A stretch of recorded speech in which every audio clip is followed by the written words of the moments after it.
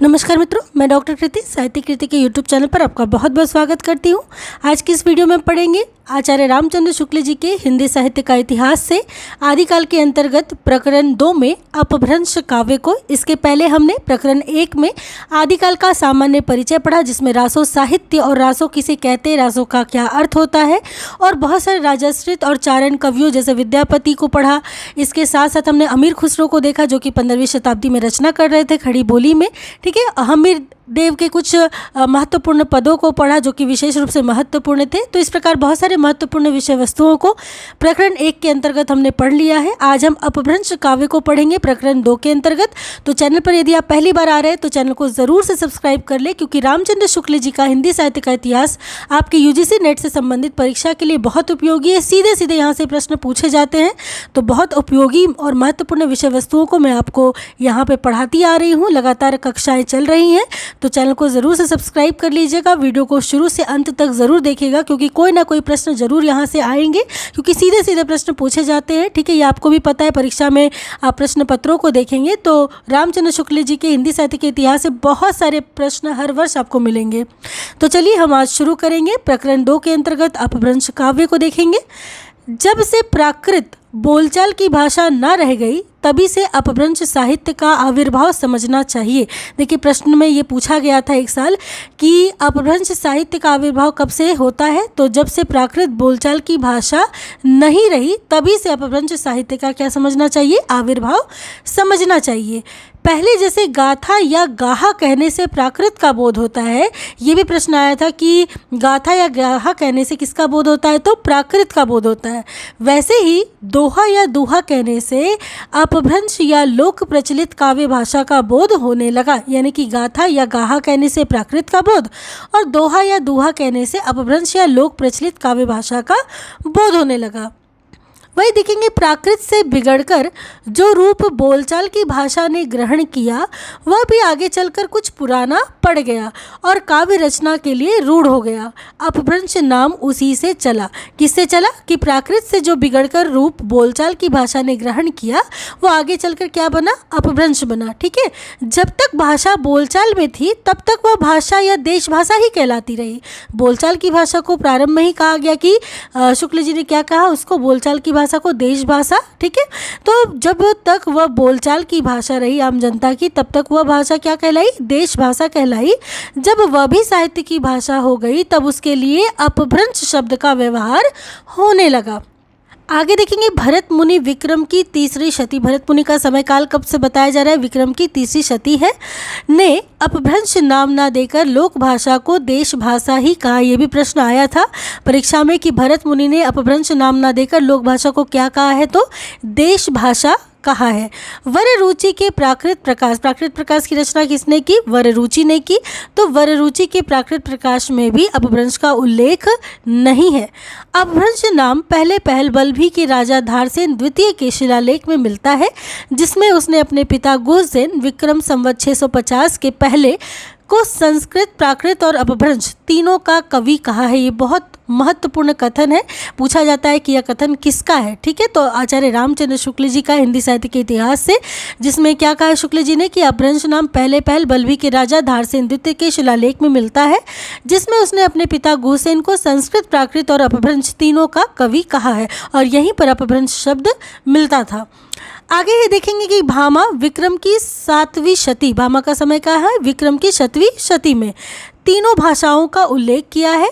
वहीं बाण ने हर्षचरित, हर्षचरित किसकी रचना है, बाणभट्ट की रचना है।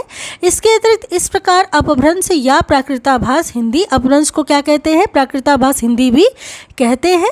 तो अपभ्रंश या प्राकृताभास हिंदी में रचना होने का पता हमें कब से चलता है, ये प्रश्न आया था कि विक्रम की 7वीं शताब्दी से हमें पता चलता है अपभ्रंश या प्राकृताभास हिंदी में रचना होने का। कब से, विक्रम की 7वीं शताब्दी से। उस काल की रचना के नमूने बौद्धों की वज्रयान शाखा के सिद्धों की कृतियों के बीच मिलते हैं। और नमूने कहाँ मिलते हैं, तो बौद्धों की वज्रयान शाखा के सिद्धों की कृतियों में ये हमें नमूने देखने को मिलते हैं। किसके, अपभ्रंश या प्राकृताभास हिंदी के, विक्रम की 7वीं शताब्दी में। संवत 990 में देवसेन नामक एक जैन ग्रंथकार हुए। तो सबसे पहले इनका समय क्या हुआ, संवत 990 ईस्वी। और देवसेन क्या थे, एक जैन ग्रंथकार थे, जैन रचनाकार थे। उन्होंने श्रावकाचार नाम की एक पुस्तक दोहों में बनाई। किसमें बनाई, दोहों में। श्रावकाचार किसकी रचना है, देवसेन की। बहुत बार ये भी रचना पूछी गई है कि श्रावकाचार किसकी रचना है, तो देवसेन की रचना है, ठीक है। और किसमें, दोहे में बनाई, जिसकी भाषा अपभ्रंश का अधिक प्रचलित रूप लिए हुए है, ठीक है। दोहे में बनाई और अपभ्रंश का प्रचलित रूप लिए हुए थी श्रावकाचार। देखेंगे इसका उदाहरण में क्या दिया हुआ है, जो जिन शासन भाषयु सो मई कहेयु सारू, जो पालई सही भाव करी सो सरी पावई पारू। या देखिए, जो जिन शासन, शासन से आप श्रावकाचार को याद रख सकते हैं, ठीक है। श्रावकाचार शासन, और श्रावकाचार किसकी रचना है, तो देवसेन की। तो ये जो दोहा है किसका है, देवसेन का, ठीक है। ये सिर्फ ट्रिक के लिए है, शासन से श्रावकाचार ऐसे करके आप याद रखिएगा। अपभ्रंश का यह उदाहरण है दोहे में।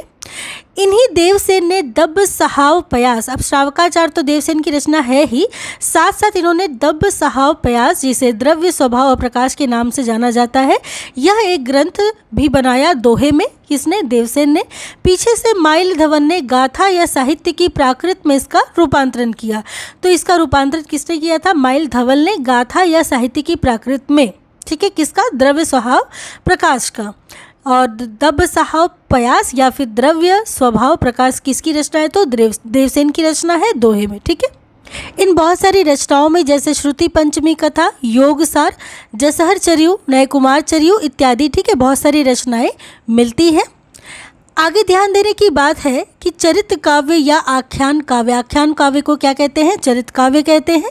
तो चरित्र काव्य या आख्यान काव्य के लिए अधिकतर चौपाई दोहे की पद्धति ग्रहण की गई है। ध्यान रखिएगा, चरित्र काव्य या आख्यान काव्य अधिकतर किस में लिखे गए हैं, दोहे चौपाई में लिखे गए हैं।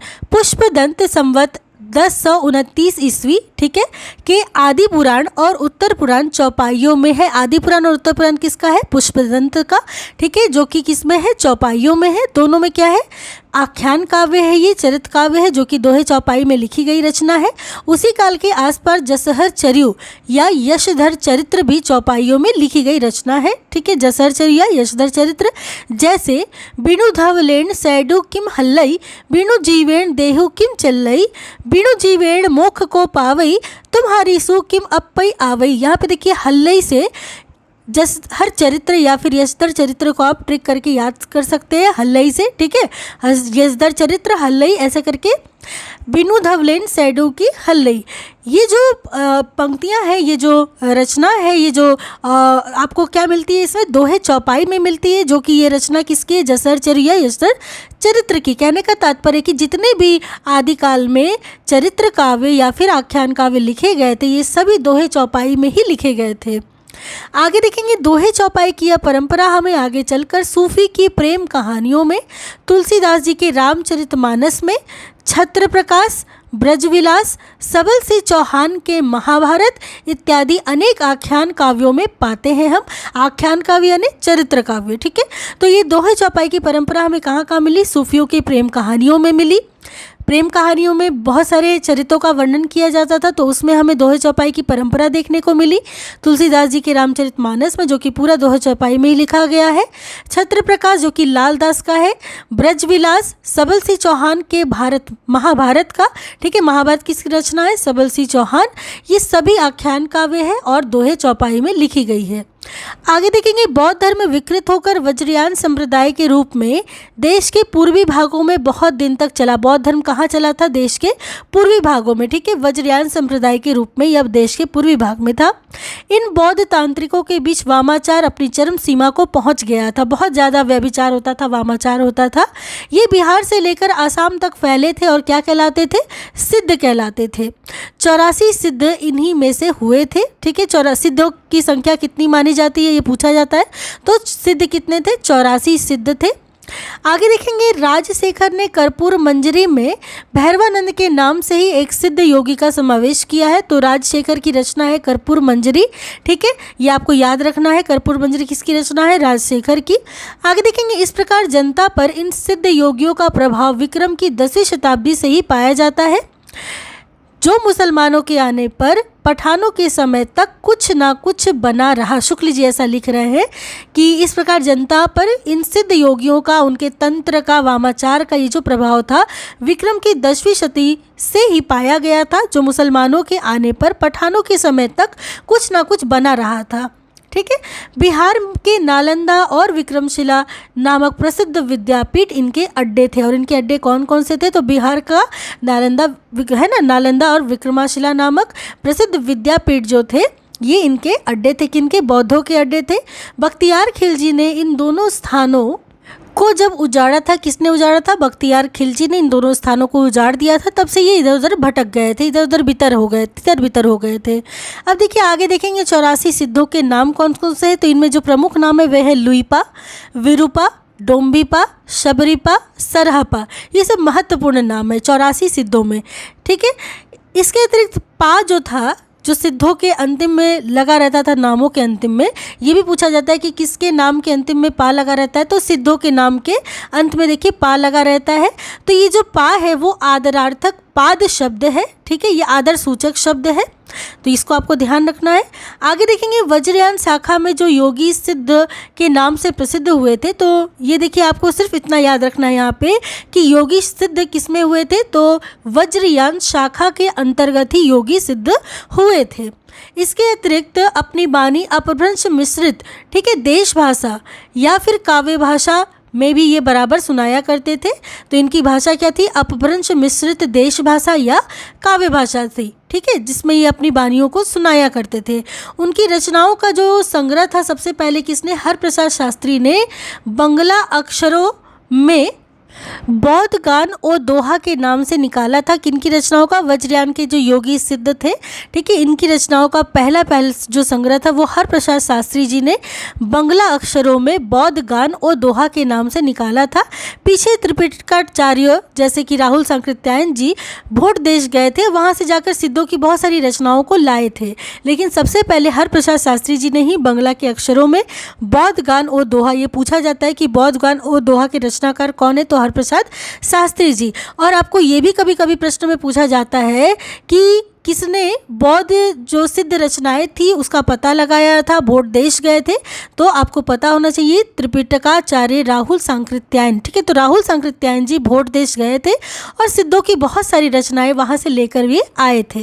तो सिद्धों में सबसे पुराने कौन माने जाते हैं? ये तो प्रश्न बहुत बार पूछा गया है। तो सरह, जिसे हम सरोज वज्र के नाम से जानते हैं, सरहपा के नाम से जानते हैं, और सिद्धों में सबसे पुराने सरहपा या सरह या सरोज वज्र, कुछ भी कहिए, यही थे, सबसे पुराने थे। ठीक है, विनोदतोष भट्टाचार्य ने इनका जो समय माना है विक्रम संवत 690 निश्चित किया है। ठीक है, किसने? विनोदतोष भट्टाचार्य जी ने, कि सरहपा का जो समय है वो क्या है? विक्रम संवत 690 ईस्वी है। अब आगे हम देखेंगे इनकी, देखिए कुछ महत्वपूर्ण दोहे हैं, कुछ पंक्तियां हैं, इनकी रचनाओं के नमूने हैं। जैसे अंत साधना पर जोर और पंडितों को फटकारा है इन्होंने। ठीक है, अंत साधना पर इन्होंने जोर दिया है बौद्धों ने, और किसे फटकारा है? पंडितों को। जैसे पंडिय सल सत्त बखाणे, देहि रुद्ध बसंत न जाने, अमड़ा गमन न तेन विखंडीय, तेवी ललच्चय भणई हव पंडीय। ठीक है, तो पंडिय सल सत्त बखानी, इसको आप ध्यान रखिएगा। पंडिय सल सत्त बखानी, सल सत्त, इससे आप सरहपा को ट्रिक करके याद रखिएगा। पंडिय सल सत्त से सरहपा। तो इस प्रकार आप नमूने देख सकते हैं इसके। और ये वाला जो कह सकते हैं कि ये जो दोहा है, ये जो रचना, ये बहुत बार पूछी गई है नेट की परीक्षा में कि ये किसकी पंक्तियाँ हैं? तो सरहपा की पंक्तियाँ हैं। वही जही मन पवन न संचरई, रवि शशि ना ही पवेश, तही बट चित्त विसाम करो सरे कहिए उवेश। ये सब देखिए सरहपा की पंक्तियां हैं, और सब बड़ी महत्वपूर्ण पंक्तियां हैं। कहीं कभी ना कभी ये पूछी गई हुई पंक्तियां हैं, जिसको मैं आपको बता रही हूँ।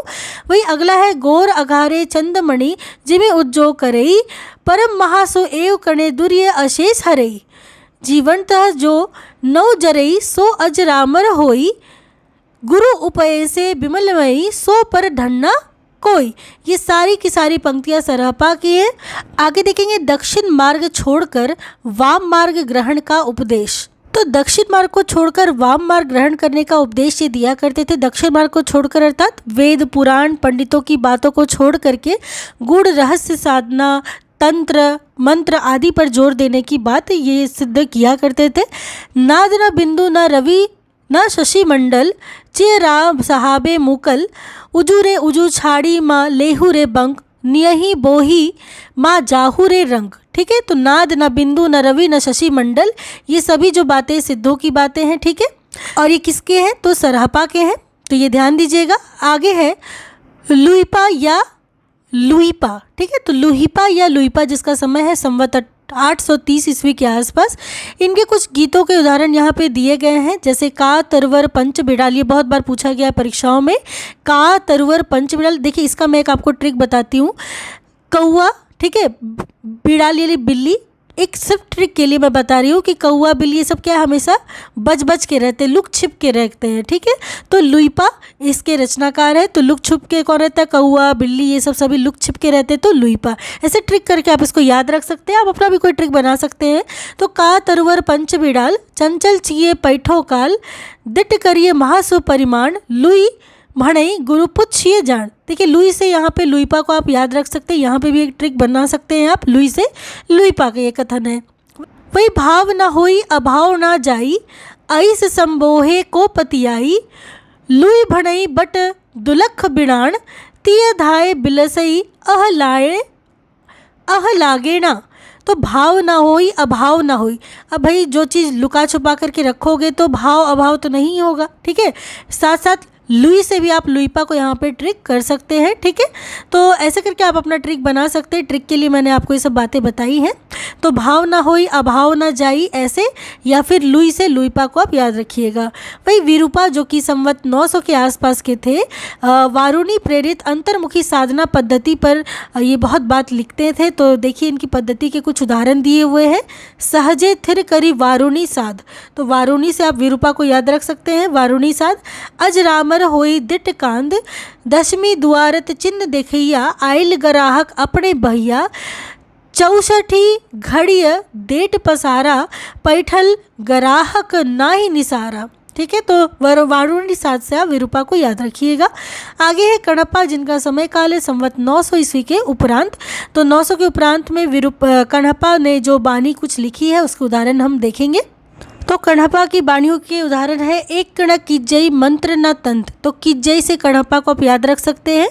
णिय धरणी लई केली करंत णिय घण घरणी जाबड़ा मज्जई ताब की पंचवर्ण बिहरत जई जिमी लोण बिलत जई पाणिये ही तिमी धरणी लई चित्त समरस जई तखणे जई पुणुते सम चित्त।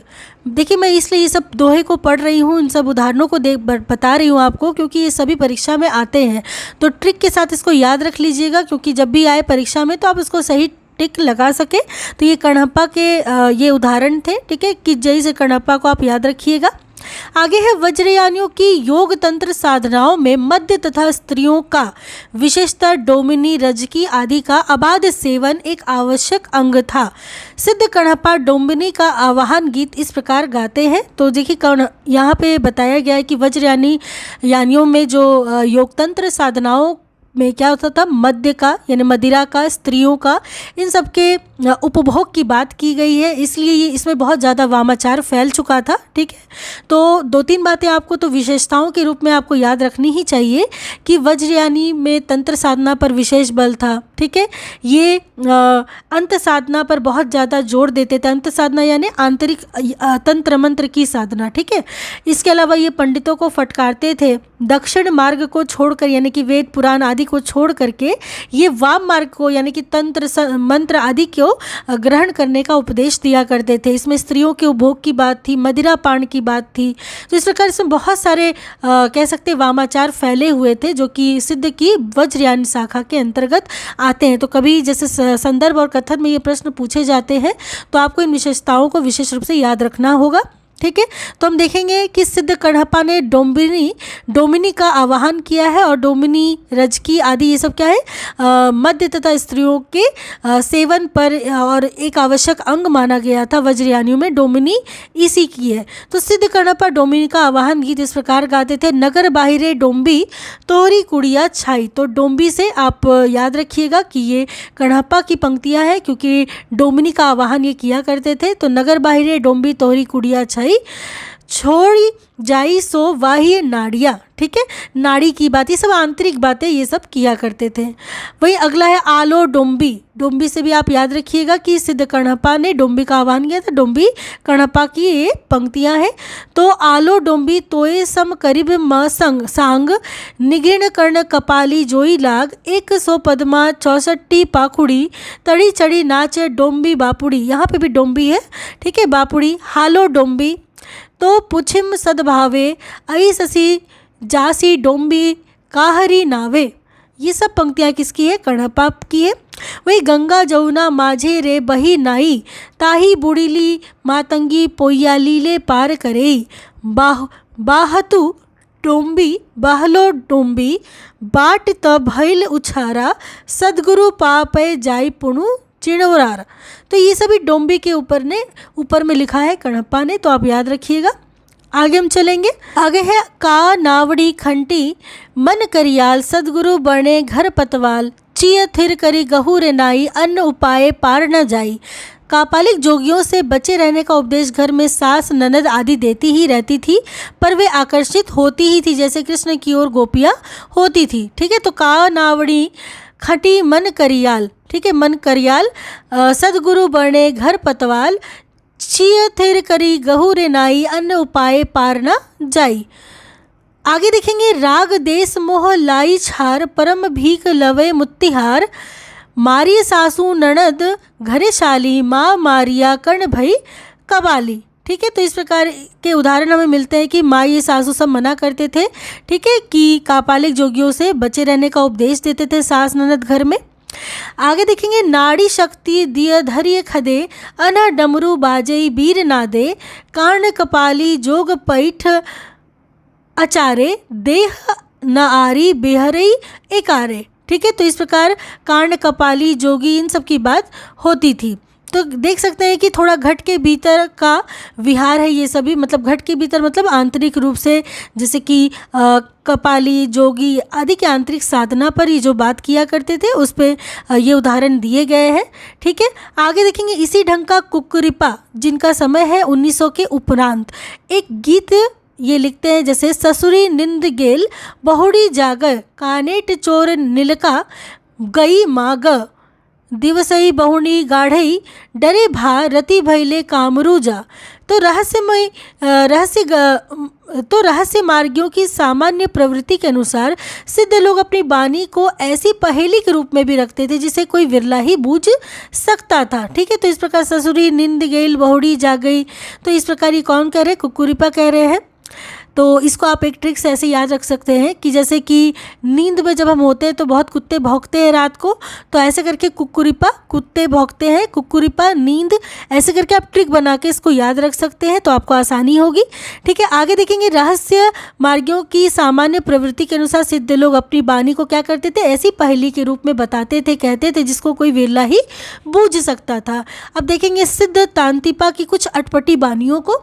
तो तांतिपा ने लिखा है बेंग संसार बाढ़हिल जा दुलिया दूध के बेट समा बलद बियायल गविया बांझे पिटा दुहिए इतना सांझे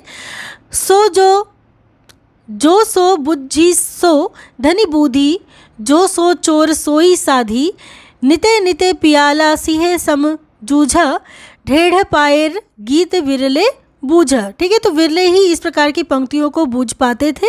तो ये तांतिपा की पंक्तियां हैं, ध्यान रखिएगा। तो इस प्रकार हम कह सकते हैं कि बौद्ध धर्म ने जब तांत्रिक रूप धारण किया, इसका मतलब कि बौद्ध धर्म ने पूरी तरीके से क्या कर लिया? तांत्रिक रूप धारण कर लिया, पूरी तरीके से अंत साधना, तंत्र मंत्र यही सब बौद्ध धर्म में आने लगा था। वज्रयान में आकर महासुखवाद का प्रवर्तन हुआ। ये प्रश्न बहुत बार आया है कि महासुखवाद का प्रवर्तन कहाँ से हुआ है? तो सिद्धों की वज्रयान शाखा से महासुखवाद का प्रवर्तन हुआ है और प्रज्ञा और उपाय के योग से इस महासुख की दशा की प्राप्ति मानी गई है। और इस महासुख की दशा की प्राप्ति कैसे मानी गई, ये भी प्रश्न आता है। तो प्रज्ञा और उपाय के योग से इस महासुख दशा की प्राप्ति मानी गई है। इसे आनंद स्वरूप ईश्वर ही समझते हैं ये लोग कि प्रज्ञा और उपाय के योग से ही क्या होता है? महासुख की दशा प्राप्ति होती है और यही ईश्वर आनंद स्वरूप ईश्वरत्व है।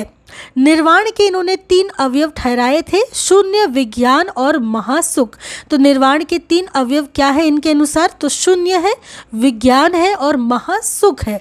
तो इन तीनों को याद रखिएगा, कभी कभी ऑप्शन में एक दूसरा दे करके पूछा जाता है कि निर्वाण के इन 3 अवयवों में से कौन नहीं है, तो आपको पता होना चाहिए शून्य, विज्ञान और महासुख है। ठीक है। वही वज्रयान में निर्वाण के सुख का स्वरूप ही सहवास सुख के समान बताया गया है। किसके सुख का? निर्वाण के सुख का स्वरूप किसके समान? सहवास सुख के समान बताया गया है। साथ साथ देखिए यहाँ पे शक्तियों सहित देवताओं के युगनग्ध स्वरूप की भावना भी चली थी पूरी तरीके से। देखिए ये स्त्रियों पर, वामाचार पर, ठीक है, इनकी उपभोग पर अधिक बल देता था। तो देवताओं के युगनग्ध स्वरूप की भावना भी इनमें चली थी और उनकी नग्न मूर्तियाँ सहवास की अनेक अश्लील मुद्राओं में यहाँ बनने लगी थी, जो कहीं कहीं अभी देखने को हमें मिलती है। ठीक है, ईश्वर की नग्न मुद्राओं में जो तस्वीरें हैं, जो कह सकते हैं कि मूर्तियाँ हैं, वो सभी तो इसी का सब प्रभाव था। रहस्य या गुह्य की प्रवृत्ति बढ़ती गई और गुह्य समाज या श्री समाज की का स्थान बनने लगा। ठीक है, स्थान स्थान पर होने लगा। किसकी? गुह्य समाज या श्री समाज का। ये पूरी तरीके से रहस्य पर था, इसलिए रहस्य या गुह्य एक ही बात है। तो रहस्य या गुह्य की प्रवृत्ति बढ़ गई थी और गुह्य समाज या श्री समाज स्थान स्थान पर होने लगे थे। ऊंच नीच कई वर्ण की स्त्रियों को लेकर मद्यपान के साथ अनेक विभत्स विधान वज्रयानियों की साधना के प्रधान अंग बन गए थे। ठीक है, सिद्धि प्राप्ति करने के लिए इन्होंने किसी स्त्री का, जिसे शक्ति योगिनी या महामुद्रा कहते हैं, योग या सेवन आवश्यक था। यानी कि देखिए ये लोग सिद्धि को प्राप्त करने के लिए क्या करते थे? किसी भी स्त्री का, चाहे जिसे हम शक्ति योगिनी या महामुद्रा कहते थे, योग या सेवन आवश्यक था। एक बार ये भी प्रश्न पूछा गया था नेक्स्ट एग्जाम में कि शक्ति योगिनी या महामुद्रा किसे कहते हैं? तो स्त्री के सेवन या योग को, जो कि आवश्यक था सिद्धि प्राप्त करने के लिए वज्रयान शाखा में, इसे ही शक्ति योगिनी या महामुद्रा कहा जाता है।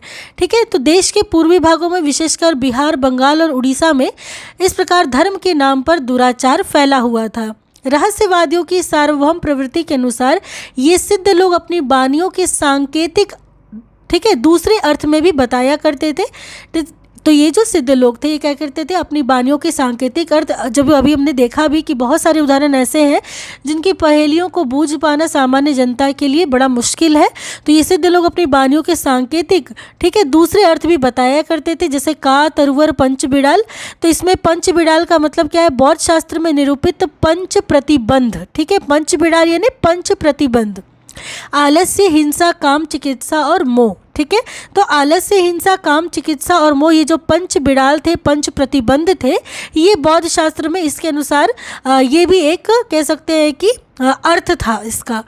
ध्यान देने की बात यह है कि विकारों का यही 5 संख्या निर्गुण धारा के संत और हिंदी के सूफी कवियों ने भी ली थी। ये 5 विकारों को इन्होंने भी माना था, निर्गुण धारा के संत कवियों ने और सूफी कवियों ने। ठीक है, हिंदू शास्त्रों में विकारों की बंदी संख्या 6 है, जबकि गंगा जमुना माझे बहे रे नाई, यानी कि इसका भी एक और दूसरा अर्थ है क्या?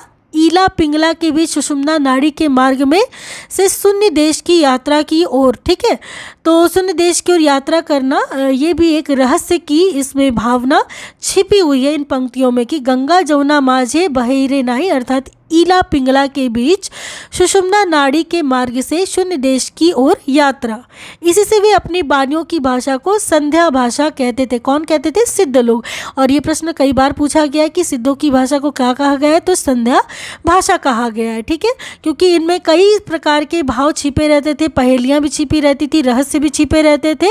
ठीक है, तो इस प्रकार के भाव को, इस प्रकार की भाषा को, सिद्धों की भाषा को संध्या भाषा कहा जाता था।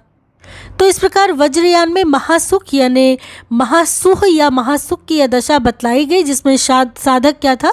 शून्य में इस प्रकार विलीन हो जाता था जिस प्रकार नमक पानी में। ठीक है, इस दशा का प्रतीक खड़ा करने के लिए युगनद्ध यानी कि स्त्री पुरुष का आलिंगनबद्ध जोड़ा की भावना की गई। कणप्पा का यह वचन भी है कि जिमी लोण बिलज जई पानी एही तिमी घरनी लई चित्त, मतलब इस प्रकार अपने चित्त को साधक शून्य में विलीन कर लेता था जिस प्रकार नमक पानी में, और ऐसा कणप्पा कहते हैं। ठीक है, कहने की आवश्यकता नहीं कि कौल, कापालिक आदि जो भी थे इन्हीं वज्रयानियों से निकले थे। ठीक है, तो जितने भी कौल थे, कापालिक थे, यंत्र तंत्र जो भी विद्याएं थी, जो भी साधना थी, ये वज्रयानियों से ही निकले थे। तो इस प्रकार देखिए हमने सिद्ध साहित्य में सबसे पहले हमने बौद्धों को पढ़ा, सिद्ध सरहपा और सिद्धों की संख्या को पढ़ा।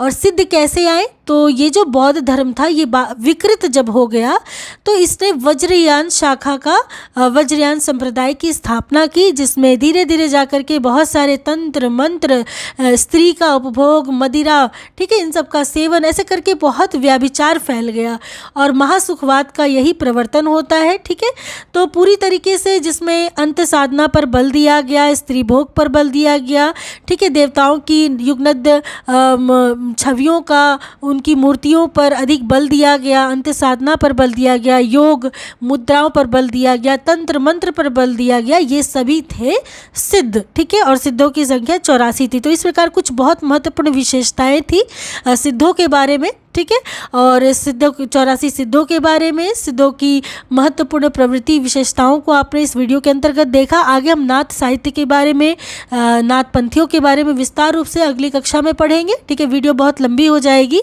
तो एक एक करके हम एक एक पार्ट को पढ़ते चलेंगे। तो आशा करती हूँ इस वीडियो से आपको पूरा जो कह सकते हैं सिद्ध साहित्य है वो पूरा अच्छी तरीके से समझ में आ गया होगा। फिर भी यदि आपको कोई कन्फ्यूज़न हो तो मुझे कमेंट सेक्शन में मैसेज कीजिएगा, मैं आपका उत्तर ज़रूर देने की कोशिश करूँगी। और यदि चैनल पर पहली बार आ रहे हो तो चैनल को सब्सक्राइब कर लीजिएगा, क्योंकि इसी प्रकार की महत्वपूर्ण वीडियोज़ मैं आपको बताती चल रही हूँ और आगे भी लगातार ऐसी वीडियोज़ आती रहेंगी। और लोगों के साथ शेयर भी कीजिएगा ताकि चैनल को सपोर्ट मिल सके आपका, मुझे भी एक मोटिवेशन मिले। तो चलिए मिलती हूँ अगली वीडियो में नाथ साहित्य के साथ। तब तक के लिए आप सबका बहुत बहुत धन्यवाद।